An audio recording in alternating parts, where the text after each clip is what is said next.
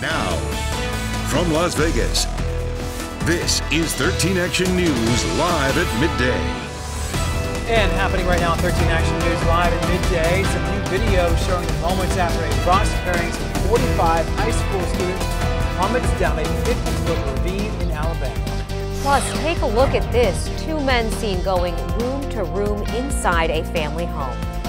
And also a huge sale happening right here in the Valley. How you could save big on some designer clothing while also helping out a great cause as well. Well, hello and thanks for joining us at 13 Action News live at midday. I'm Todd Quinones. I'm Yasmin Hassan. Dana Roselli has the day off. Happy to have Todd back today, though. Yeah, it feels good to be back. Took some time off. Justin had a little knee operation, but feeling strong as always. All right, bionic Todd Quinones with the news. This will be fantastic. We've got temperatures outside that are now climbing through the low in the mid-60s. If you have peered out your window or stepped outside, been kind of a dull Tuesday. This is the satellite loop from the last 3 hours, and some thicker clouds from the Spring Mountains have spilled over the Las Vegas Valley. So for the next 1 to 2 hours, still mostly cloudy. I do think, though, that as we slide into the early and the mid-afternoon, we'll see those clouds thin. That means a bit more blue sky after, let's say, 1 or 2 p.m.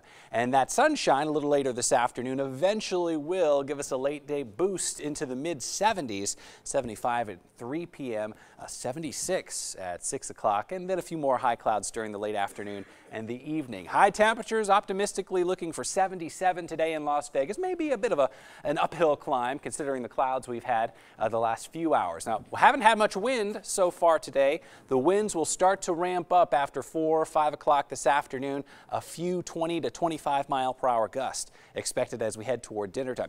As I've got a wind advisory to detail for tomorrow, we'll talk about how strong the winds could gust on your Wednesday and what you should look out for. We'll do that next. All right, Justin, thank you. In the meantime, back to our main story here. A big shakeup happening inside the White House as Rex Tillerson has been fired as Secretary of State. The White House says that President Trump wanted to make sure that he had his new team in place in advance of the upcoming talks with North Korea. Right now, we are also currently waiting for the former Secretary of State to give a press conference. That is going to happen at any minute, we believe. Yes, so we're monitoring that, but we want to get over to ABC's Karen Travers, who's tracking this major shift. Rex Tillerson out as Secretary of State and CIA Director Mike Pompeo nominated to replace him. President Trump chalking up this major shift in his cabinet to chemistry. I actually got along well with Rex, but really it was a different mindset. It was a different thinking.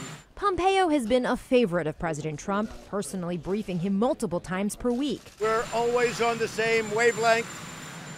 The relationship has been very good, and that's what I need as Secretary of State. It's a shakeout that's been brewing for months, but Tillerson seems to have been blindsided by the president's decision. A senior White House official tells ABC that Chief of Staff John Kelly spoke to Tillerson Friday and notified him that he was being asked to step down. But a State Department spokesman says on the record, quote, "The secretary did not speak to the president and is unaware of the reason." A plan to bring in Pompeo was put in motion last fall after the report that Tillerson called the president a moron, which he didn't exactly deny. I'm not going to deal with petty stuff like that. Tillerson split with the president on several major issues: the Iran nuclear deal, North Korea, climate, and trade. We disagree on a couple of things.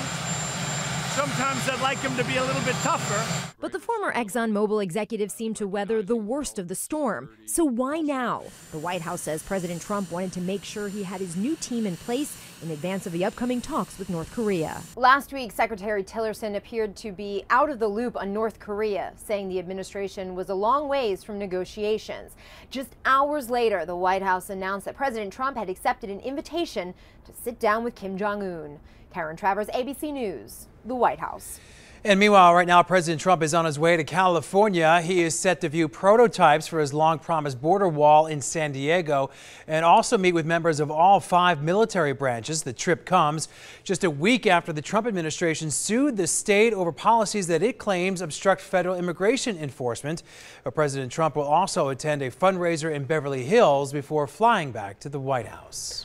By this time tomorrow, many CCSD students are expected to walk out of class. They want to stand by the victims and the survivors of the deadly shooting in a Florida high school.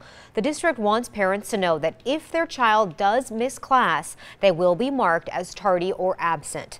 The school could prevent students from taking part in after-school activities as well, things like sports. Now, the district says that any pre-approved events on campus are okay and won't count against the students. And now to a developing story. A bus carrying about 45 high school students plummeted down a 50-foot ravine in Alabama, killing the driver. We just got in here this video showing us the bus on its side. There you see it. Now, in addition to the driver who was killed, another person right now is listed in critical condition. But amazingly, everyone else is expected to be okay. And you see just how far that bus tumbled down. The students were on their way back to Houston. They had just wrapped up a band trip to Disney World. Investigators still at this point don't know exactly what caused that driver to lose control and go off the road and into that ravine.